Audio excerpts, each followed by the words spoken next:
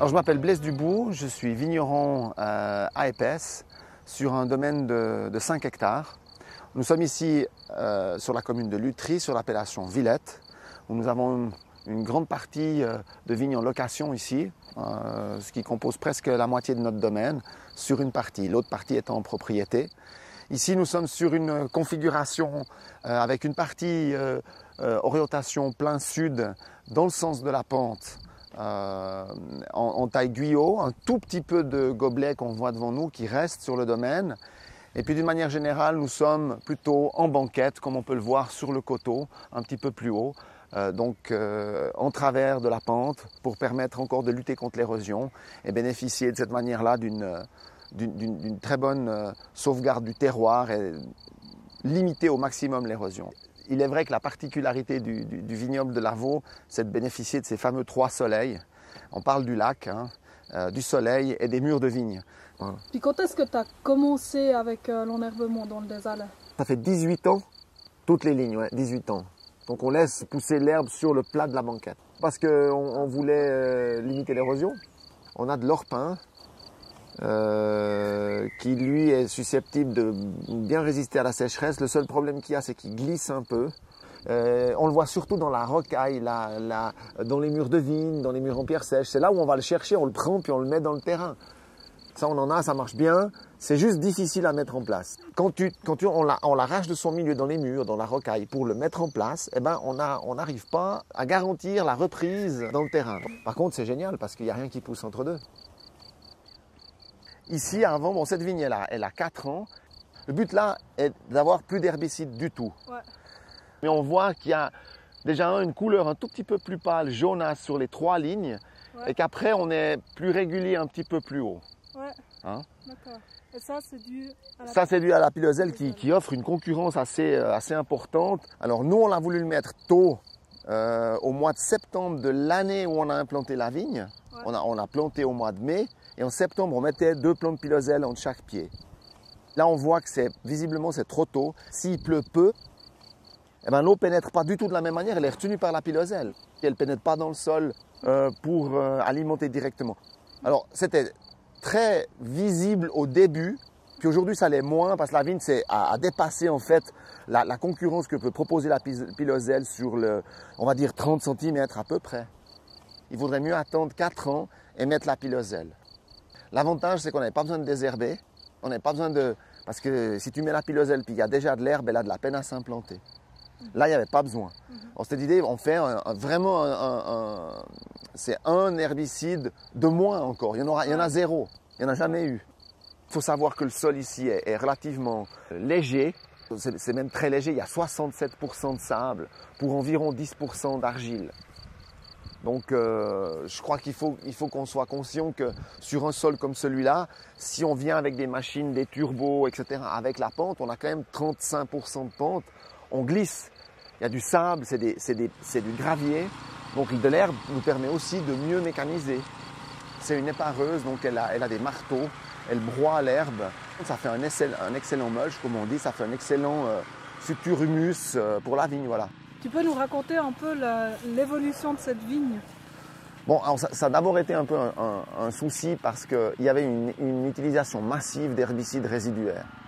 Donc des herbicides qui sont pas permanents, mais qui vont rester longtemps dans le sol. Ah, cette vigne, justement, elle était complètement désherbée. Tout d'un coup, tu as enlevé tous les herbicides. Ouais. Sauf sous le rang ou bien? Non, tout. On a tout enlevé. Tout. Pendant combien de temps? 5 ans. Mais là, tu as fait quand même un herbicide sous le rang? On vient de commencer. Ok, cette année? Oui, c'est la première année. Okay. Et c'est la première année qu'on fait ça parce qu'on a vu qu'on commençait véritablement à concurrencer la vigne. 2008, c'était encore... C'était encore tout enherbé, mais c'était vraiment limite.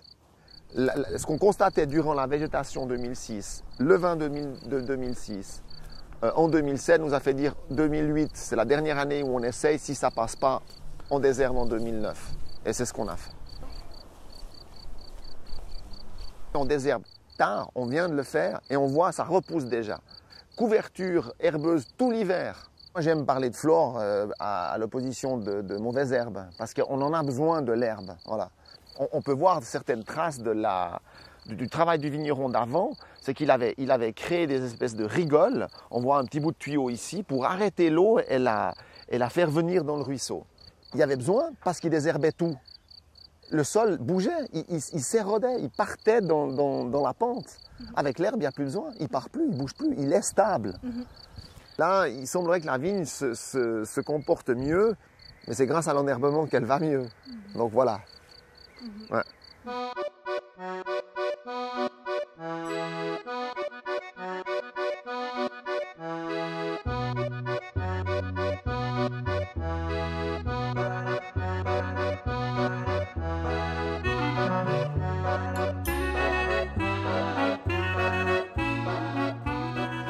Pierre Lambert, donc je suis propriétaire du domaine des Coccinelles. On est sur le canton de Neuchâtel, à Gorgier. Donc on est sur le coteau au bord du lac de Neuchâtel, à peu près en 450 mètres. On a un climat avec une pluviométrie environ 800-900 mm par année. Et puis des sols assez légers quoi, en général.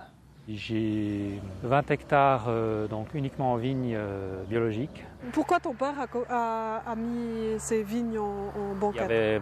Les vignes c'était souvent des vignes basses, cultivées au treuil, avec souvent des sillons où il y avait beaucoup d'érosion.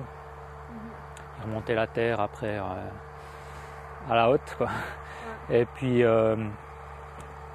il s'est dit pour empêcher ça, je vais faire des banquettes, des vignes en terrasse, et puis je vais résoudre le problème comme ça, quoi. Ça a marché. Ouais, bien sûr, ouais, c'est sûr que ça élimine complètement l'érosion. Mais en même temps, disons, il a aussi, il a commencé à planter la vigne, à utiliser le mode de culture mi-haute plutôt que culture basse. Et puis là, c'est sûr que c'est plus facile de commencer à implanter en enherbement que dans la vigne basse. Donc avec l'enherbement, on empêche aussi, on fait diminuer l'érosion vraiment facilement, quoi. Même si on est planté face à la pente, quoi. Donc le domaine, il est bio depuis 1992. Ouais. Ça veut dire qu'avant cette date, il utilisait encore de l'herbicide, peut-être. Après, il s'est aussi passionné de botanique, donc ça va pas ensemble, quoi, l'herbicide et puis être passionné de botanique, ça jouait pas. Bah, il a vu d'autres avantages, comme l'histoire, bien sûr, des auxiliaires. Sur cette parcelle, justement, j'ai mis des choux de Chine, quoi. Je suis assez content parce qu'ils occupent bien le sol, en hiver. Bon, il faut faire attention à les faucher quand même assez rapidement au printemps. Parce qu'ils montent assez vite et puis ils prennent la place, quoi, disons. Au premier printemps, il n'y a pas trop de concurrence des autres herbes, quoi. Bon, elle revient après. Pourquoi est-ce que tu as mis les choux de Chine ici? Je pensais que j'avais un problème de compaction parce que c'était une vigne qui n'avait été pas plantée dans des très bonnes conditions. Et puis elle n'a pas très bien poussé. Et puis pour aider au décompactage, j'ai semé ce chou de Chine. Et j'ai l'impression que ça a quand même un effet assez favorable.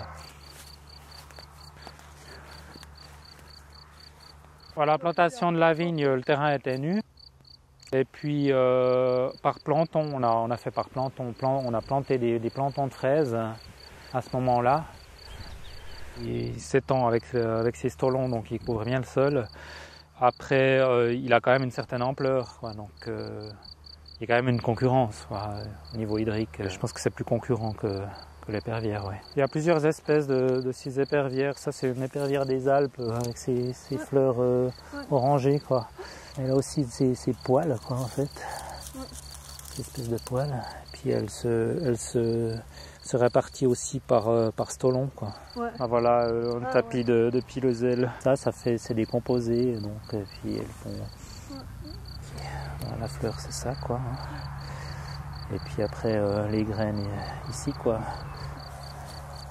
C'est une parcelle qui avait une parcelle de pinot noir. Il y avait beaucoup de vigueur. Et puis j'ai complètement arrêté de travailler le sol pendant quelques années. Ça lui a bien coupé la vigueur.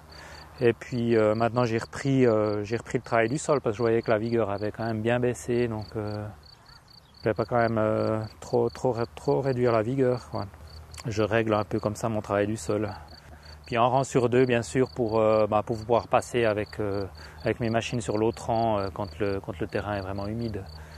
Puis si je faisais tous les rangs, ça irait pas non plus, quoi.